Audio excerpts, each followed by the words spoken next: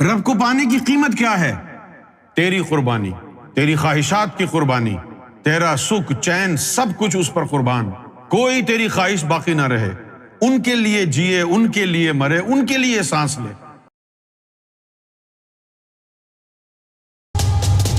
عروج فاطمہ، شیخو پورہ، پنجاب۔ وعلیکم السلام۔ میرا یہ سوال ہے کہ سرکار سے تعلق کیا ہوتا ہے؟ سرکار سے تعلق کیسے جڑتا ہے؟ آپ سے التجا ہے، میرا سرکار سے باطنی تعلق جوڑ دیجیے، ایسا جس سے باقاعدہ اندر سے محسوس ہو کہ اندر سے تعلق جڑ گیا ہے، جو کبھی نہ ٹوٹے۔ آپ کے در سے امید ہے کہ آپ جوڑ دیں گے۔ کچھ لوگ ہوتے ہیں جو وقت گزارنے کے لیے، مزے کے لیے کرکٹ کھیلتے ہیں، اس کو کہتے ہیں ریکریشنل کرکٹ، اور کچھ لوگ ہوتے ہیں جو پروفیشنل کرکٹ کھیلتے ہیں۔ اب جیسے ہماری ٹیم ہے کرکٹ کی، تو ہم جو کرکٹ کھیل رہے ہیں یہ ریکریشنل کرکٹ ہے نا، یہ کوئی پروفیشنل کرکٹ تو نہیں ہے۔ تو ریکریشنل کرکٹ میں یہ ہوتا ہے کہ فار فن، سنڈے کا دن ہے، آرام سے کرکٹ کھیلتے ہیں، انجوائے کرتے ہیں، اور نہ بیٹنگ میں پرفیکشن ہوتی ہے، نہ بالنگ میں پرفیکشن ہوتی ہے، نہ ہی فیلڈنگ میں پرفیکشن ہوتی ہے ریکریشنل کرکٹ کھیلنے والوں کی۔ جو پروفیشنل کرکٹ کھیلتے ہیں ان کو پھر ہر شاٹ کے اوپر پریکٹس کرنی پڑتی ہے، پھر وہ میرٹ کے اوپر شاٹ کھیلا جاتا ہے۔ اگر آف سٹمپ پر بال آ رہی ہے تو پھر اس کو آف سٹمپ پر ہی کھیلنا ہے، کور ڈرائیو کھیلیں گے۔ اگر مڈل سٹمپ پر بال آ رہی ہے تو پھر اس کے لیے آپ کے پاس کوئی چارہ نہیں کہ اسٹریٹ ڈرائیو کھیلیں۔ لیگ سٹمپ پر جا رہی ہے تو آپ جو ہے اس کو ڈپینڈ کرتا ہے کہ کتنا لیگ پر ہے، مڈ آن پر بھی کھیل سکتے ہیں، اسکوائر لیگ پر بھی کھیل سکتے ہیں، میریٹالوجی کے اوپر کھیلا جاتا ہے۔ اسی طرح سویپ کرتے ہیں لوگ، اس کے اندر بہت ہی زیادہ مہارت چاہیے، کیونکہ اگر مس ہو گئی تو آپ ایل بی ہو جائیں گے، تو وہ ہر شاٹ کے اوپر پریکٹس کرتے ہیں۔ اور جو ہم کھیلتے ہیں کرکٹ، اس میں کوئی پریکٹس نہیں ہے۔ ہاں، اگر ہم نیٹ پریکٹس پہ چلے بھی جائیں تو وہ بھی ایسی بکواس ہے، ایک بندہ بال کرا رہا ہے، دوسرا خوب شاٹ کھیل رہا ہے، کوئی فوکس تھوڑی ہے اس کا کہ میں نے اس شاٹ کے اوپر فوکس کرنا ہے۔ اسی طرح روحانیت بھی ہے، ایک بندہ وہ ہے کہ جس کو پتہ چلا کہ یار ذکر قلب کے بغیر، حضوری قلب کے بغیر نماز وغیرہ بھی نہیں ہوتی ہے، مومن نہیں بنتا ہے، تو وہ اپنا دین سدھارنے کے لیے، اپنی نمازیں سدھارنے کے لیے روحانیت قبول کرتا ہے، ذکر قلب کی طرف آ جاتا ہے، ذکر لے لیتا ہے، اس کی نمازیں درست ہو جاتی ہیں، اس کے روزے درست ہو جاتے ہیں۔ یہ سمجھتا ہوں میں کہ یہ ایک ریکریشنل اسپریچویلٹی ہے، اور ایک ہے پروفیشنل اسپریچویلٹی جس کے اندر حضوری قلب مقصد نہیں ہے، نماز روزے کی قبولیت اور مقبولیت مقصد نہیں ہے، بلکہ مقصد ہے رب کو پانا۔ وہ پھر کہلائے گا پروفیشنلزم، اور اس کے اندر ہی نسبت جڑتی ہے۔ وہ جو ہے روحانیت علم نہیں ہے، لائف سٹائل ہے، یہ ایک فل ٹائم جاب ہے، اس میں آدمی کی 100% ڈیڈیکیشن چاہیے۔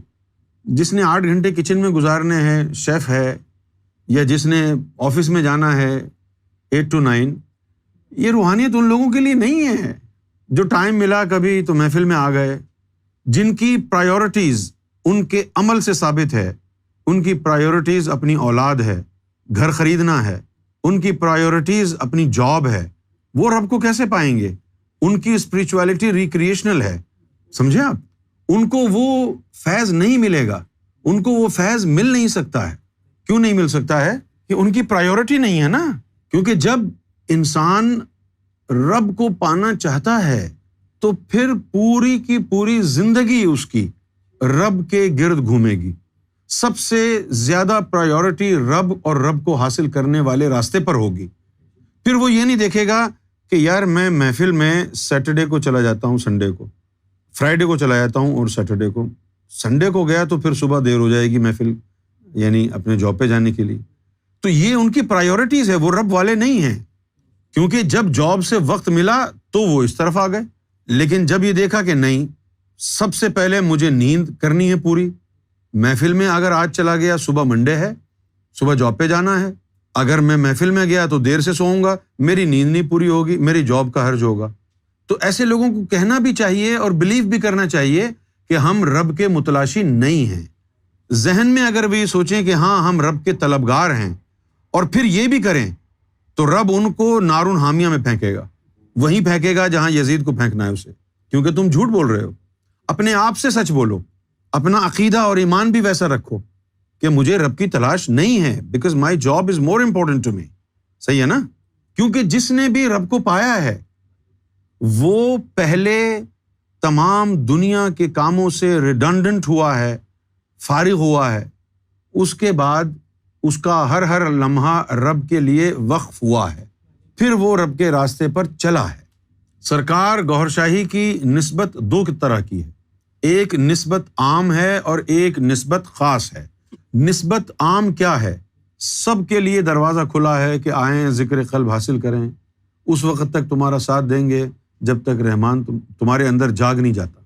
رحمان تک پہنچانے کا بات نہیں کی ہے، رحمان کو جگانے کی بات کی ہے. جب تک رحمان تمہارے اندر جاگ نہیں جاتا اس وقت تک ساتھ دیں گے. تو جس نے بھی ذکر قلب لیا اور اس کا ذکر چل گیا، ایک نسبت سرکار سے قائم ہو گئی، اور جب تک رحمان تیرے اندر جاگ نہیں جاتا تیرا ساتھ دیں گے. دوسری نسبت ہے جس میں منزل جو ہے وہ رب کی ذات ہے. جس نسبت میں منزل رب کی ذات ہے اس میں جسم پر مرشد کا حق ہے. جسم کی کمائی، جسم کی محنت، ہر چیز مرشد کی ہے. تم میں سے کون ہے اس قابل جو یہ کہے کہ میرے جسم پر آپ کا حق ہے کوئی تو ہاتھ اٹھا کے بتائے. کوئی بھی نہیں. اس لیے نہیں ہے کہ تم بیوی بچے والے ہو، کام دھندے والے ہو، تم نے کام کرنا ہے، بیوی کے پاس جانا ہے، بچوں کے پاس جانا ہے کہ نہیں جانا ہے، تو پھر تم کو خاص نسبت تو حاصل نہیں ہو سکتی. وہ تو ان کے لیے ہے جو سب کو چھوڑ کے صرف رب کے ہونا چاہتے ہیں. وَاذْكُرِ اسْمَ رَبِّكَ وَتَبَتَّلْ إِلَيْهِ تَبْتِيلًا. اپنے رب کے اسم کے ذکر میں گم ہو جا اور سارے رشتے ناتے توڑ کر فقط اسی کا ہو جا. سورہ مزمل میں ہے یہ. وَاذْكُرِ اسْمَ رَبِّكَ وَتَبَتَّلْ إِلَيْهِ تَبْتِيلًا. یہ خاص نسبت ان کے لیے ہے. خاص نسبت کے اندر 7 تاریں سرکار گوھر شاہی کے سینے سے نکلتی جو اوپر جا رہی ہیں. آپ کے اندر ایک تار لگ جائے سرکار کی تو آپ کا دماغ افلاطون ہو جائے. ایک تار اگر صرف لگ جائے نا تو یہاں بیٹھ نہیں سکتے آرام سے. اور جب 7 تاریں تمہارے سینے سے لگیں گی تو کیا حال ہوگا؟ کچھ اندازہ ہے؟ کبھی غور کیا آپ نے کہ وہی 7 تاریں نکل کے امام مہدی کے سینے سے اللہ کو جڑ رہی ہیں اور وہی 7 تاریں تمہیں جڑ رہی ہیں. فیض کا عالم کیا ہوگا اور تمہاری حالت کیا ہوگی جسمانی طور پر؟ کیا حالت ہوگی اگر وہ 7 تاریں جڑ جائیں؟ نمبر 1، آپ کو اپنا آپ یاد نہیں رہے گا تو پھر اور کون ہے باقی آپ سے زیادہ آپ کو اہم جو یاد آئے گا؟ دنیا میں رہتے ہوئے ہر رشتہ آپ کو کبھی نہ کبھی اپنی مرضی کے مطابق جینے کو کہتا ہے، اپنی خواہشات کی تکمیل کا مطالبہ کرتا ہے، یہ ایسا کرو وہ ویسا کرو. لیکن جب آپ خاص نسبت جڑ گئی تو آپ نہ بیوی کی مان سکتے، نہ باپ کی، نہ بھائی کی، نہ یار کی، نہ دوست کی، نہ اپنی، صرف اس کی جس کے ہاتھوں میں ہاتھ دیا. اتنا ظرف کہاں ہے لوگوں میں؟ کوئی ہے ہی نہیں. ہے کوئی تو بتائے. تو خاص نسبت ایسے نہیں ملتی ہے. خاص نسبت کے لیے موتو قبل ان تموتو فیصلہ کرنا پڑتا ہے. میں گوھر کے لیے زندہ ہونا چاہتا ہوں تو سب کے لیے مرنا پڑے گا، اور اگر میں ان سب کے لیے ہوں تو گوھر نہیں ملے گا. یہ میں نے کھلی چھلی بات آپ کے سامنے بیان کر دی ہے، تو آپ کی مرضی ہے. ایسے نہیں ملتا ہے رب. لوگ تو منہ پھاڑ کے کہتے ہیں جی میرے اندر جسہ ڈال دو. آپ کسی لڑکی کا ہاتھ مانگنے کے لیے جائیں، وہ انکوائری کرتا ہے 100 دفعے، بندہ کیسا ہے، خاندان کیسا ہے، کہاں سے آیا ہے، جاب کیسی ہے، میری بیٹی کو پال سکے گا نہیں پال سکے گا، وہ اتنی انکوائری کرتا ہے. تو مرشد اپنے سینے کی مخلوق نکال کے تجھے کیسے دے دے گا بغیر انکوائری کے، بغیر تیری آزمائش کے، بغیر تیری ٹوٹل ڈٹرمنیشن کے؟ وہ تو بغیر خواہش کے، اس کے دل میں خواہش مر جائے اور وہ آ کے مرشد کے در پر پڑ جائے کہ میں آپ کا مال ہوں، جو جی چاہے کریں. کہنے کو آسان ہے یہ بات، لیکن جب بات آتی ہے کرنے کی تو پھر اس میں بڑے بڑے سورما بھاگ جاتے ہیں. اپنی خواہش کو مارنا پڑتا ہے، مرشد کی خواہش کو پورا کرنا پڑتا ہے. وہ جو قرآن میں آیا ہے لن تنالوا البر حتى تنفقوا مما تحبون، اس کا یہی مطلب ہے. اپنی خواہش مار کے جو مرشد نے بتایا وہ کرنا. یہ تعلیم تو عام ہے، ہم نے عام کر دی. یہ ایسا ہی ہے کہ بھائی کوئی بہت ہی بہترین کار جس کا سب انتظار کر رہے ہیں، کب آئے گی کب آئے گی کب آئے گی، سب کو انتظار ہے. ایسے انتظار ہے کہ سب جا کے خرید لیں گے. اور پھر جب کار آ گئی تو لوگ اس کی قیمت سن کے پریشان ہو گئے، سب گھروں کو چلے گئے. تو کاریں تو بن کے آ گئی ہیں، کھڑی ہوئی ہیں، اس کی کوئی قیمت ادا کرے لے جائے. رب کو پانے کی قیمت کیا ہے؟ تیری قربانی، تیری خواہشات کی قربانی، تیرا سکھ چین سب کچھ اس پر قربان. کوئی تیری خواہش باقی نہ رہے، ان کے لیے جیے، ان کے لیے مرے، ان کے لیے سانس لے۔ تو یہ کرتے کرتے ایک وقت یہ آئے گا کہ آپ رہیں گے ہی نہیں، اپنا وجود ہی نہیں رہے گا آپ کا۔ وہی ہوگا اذا تم الفقر فہو اللہ، جو فقر میں کامل ہو جاتا ہے، فہو اللہ، پھر وہ بندہ نہیں رہتا، فہو اللہ، تو پھر وہ اللہ ہی ہے۔ تو خاص نسبت جو ہے اس کے تقاضے بھی خاص ہیں۔ آپ یقین کریں ندیم بھائی، لوگ اکثر کہتے ہیں کہ نظر کریں، روحانی توجہ کریں۔ میں آپ کو خدا کی قسم اٹھا کے کہتا ہوں، ایسا بندہ ابھی تک مجھے نظر نہیں آیا جس کے اوپر ہلکی سی روحانی توجہ کروں اور وہ برداشت کر لے۔ کہتے تو سبھی ہیں روحانی توجہ کریں۔ بھئی آپ یہ مشورہ کیوں دے رہے ہیں کہ بھئی فلاں کام کرنا ہے تو روحانی توجہ کر دو؟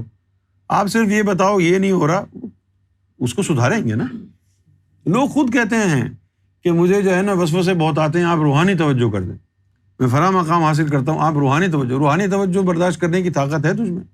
کیونکہ جہاں روحانی توجہ سے وسوسے جلیں گے وہاں دل بھی جل جائے گا۔ غالب کی بات مجھے یاد آ گئی، جلا ہے جسم جہاں دل بھی جل گیا ہوگا، کریدتے ہو جو ابراک جستجو کیا ہے۔ اسی طرح کسی عورت کو جب آپ پیار سے ہاتھ لگائیں، اس کو گلے لگائیں، تو اس سے پہلے نکاح کرنا ضروری ہے نا، یا نہیں؟ اسی طرح جو رہبر ہوتا ہے وہ بھی روحانی توجہ کرنے سے پہلے اس سے رشتہ بنائے گا، وہ راضی ہوگا دل تو پھر رشتہ بنے گا نا۔ وہ دل اس قابل ہی نہیں، اس کے ہزاروں خواہشات ہیں، تو روحانی توجہ کیسے ہوگی؟ روحانی توجہ تو بڑی خطرناک چیز ہوتی ہے۔ روحانی توجہ میں جو کرے گا، میں اگر روحانی توجہ آپ کے دل پہ کروں تو نور کے ساتھ ساتھ میری محبت بھی آپ کے دل میں گھس جائے گی، اور رشتہ نور کا بنایا نہیں، محبت ویسے ڈال دیں، ایسے کیسے ہوگا؟ یہ تو ناجائز ہے روحانیت میں۔ جس طرح ظاہر میں کسی عورت سے نکاح کے پہلے اس کو ہاتھ نہیں لگا سکتے نا، اسی طرح باطن میں جب تک باطن رشتہ نہ ہو اس کے قلب کو روحانی توجہ نہیں دے سکتے، کیونکہ اس کی محبت بھی ساتھ چلی جاتی ہے نا، باطنی توجہ۔